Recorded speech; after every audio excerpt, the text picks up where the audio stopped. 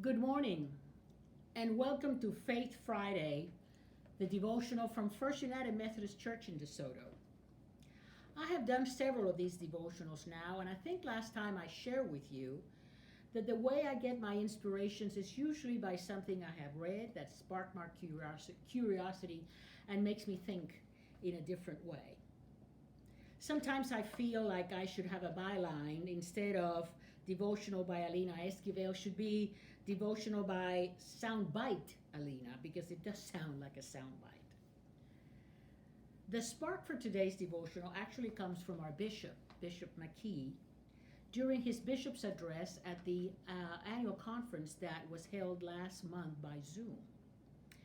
He preached from a passage from Isaiah that I would like to read to you. It comes from Isaiah chapter 43, verses 18 and 19, and it says, "Do not remember the former things or consider the things of old. I am about to do a new thing. Now it springs forth. Do you not perceive it? I will make it a way in the wilderness and rivers in the desert." We referred many times as life is a journey, and it certainly is. It's a chronological journey from infancy to childhood to adulthood. Marriage is a journey. Being a parent is a journey. Our work life, our vocation is a journey, and certainly we talked about our spiritual journey. Anytime we pause and reflect in our journey of life, Bishop McKee says that we are, and wait for it because here comes the soundbite, we are at a place between the no longer and the not yet. The no longer and the not yet. So as a parent, your child may no longer need you 24 hours a day, but he is not yet to be ready to be on his own. Our congregation has a history. Our congregation has been on a journey. There are wonderful history books from Lucille Shockley and from Karen Bonner that chronicles that wonderful history. And in many ways, our congregation is no longer the congregation of 1974, when Ruben and I joined. It no longer has 300 people in attendance. We used to have 4 children's choirs. We have a new building. The sanctuary then was where the choir meets. The altar table used to be where Larry now has his desk in the educational building. During these very unprecedented times, I don't know how many times we say that, but it is unprecedented.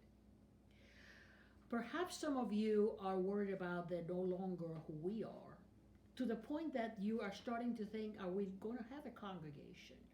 Are we going to have people coming back? I don't know what that would look like, but what I do know is that the not yet is in God's hand. That more than ever now, we need to listen to the words of Isaiah. Do not remember the former things, or consider the things of old. I am about to do a new thing. Now it springs forth. Do you not perceive it? I will make a way in the wilderness and rivers in the desert. Let's not look back. Let's look forward to the not yet, to that wonderful promise that God has. Certainly when we're talking about wilderness and when we're talking about the desert, this is how we feel sometimes. So the not yet is a time of expectation and it's a time of hope. I don't know exactly what it would look like or when it will come, but I am sure, one thing I am certain, that there's certain things that will be in that not yet.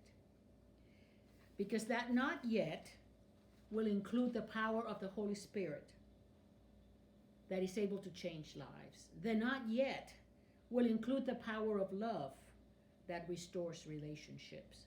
The not yet will include the power of forgiveness and reconciliation. And the not yet will include the power of prayer to bring peace and healing.